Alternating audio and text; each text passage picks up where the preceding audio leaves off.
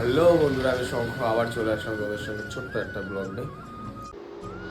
তো বন্ধুরা, আজকে সকাল সকাল বেড়ায় পড়ছি, যেহেতু ফার্মেসি আজকে বন্ধ রাখছি। মঙ্গলবারের দিন আমার ফার্মেসি বন্ধ থাকে, তাই মনোরঞ্জনে নিয়ে বেড়ায় পেলাম। বিভিন্ন জায়গায় ঘোরাঘুরি করতে করতে নিমতলার মধ্যে পৌঁছে গেলাম। আমার ভিড়ের মধ্যে দেখে মনে চালাইতেছে, আমি একটুখানি বসে বসে গল্প টল্প করে নিই। ওরে বাবা, তার সঙ্গে সঙ্গে চলে এলাম একটু রসুলাপুরের সাইডে ফাঁকা জায়গা একটা ক্যাফেতে। তার সঙ্গে একটু চাউমিন টাউমিন খায়া আবার চিকেন টিকেন খাইয়া নিলাম। তার মধ্যে একটু চাটাও খাইয়া নিলাম। মানে মাঠকে মাঠ দেখি ফাঁকা, বৃষ্টির মধ্যে কী আর লাগাইবো। ওরে বাবা, এদিকের আবার ঝিলের মধ্যে জলে ডুবা ডুবা, এদিক ওইদিক আলাদা একটা রাস্তা ছিল, সেই রাস্তাটা ওই দেখো রাস্তাও ডুবা গেছে। আর এই দীক্ষাত মনটা আমার নিজেরই খারাপ লাগলো। আমি আর কি করুম, কিছুই করতে পারলাম না। তাহলে আবার ঘুরতে বেরিয়ে গেলাম গা। কি আর করুন, বিভিন্ন সাইডেতে ঘুরতে ঘুরতে মনোজের লাগে একটু গল্প করে এলি। কি জানি কি হইতো।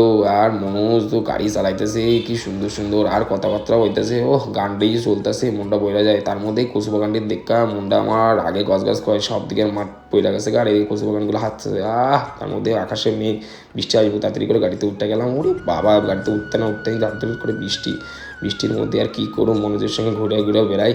এদিকে আবার বেলা হয়ে যায়, মনোজের বলে বাড়ি আর কি করুম। তা বাড়ি চলে গেলাম, আর মনোজরে নামাই দিয়া এখন আবার বাড়ি যাইতে হইব। তার জন্য রেডিমেডি হয়ে গেলাম। আজকের জন্য ব্লগটা এখানে।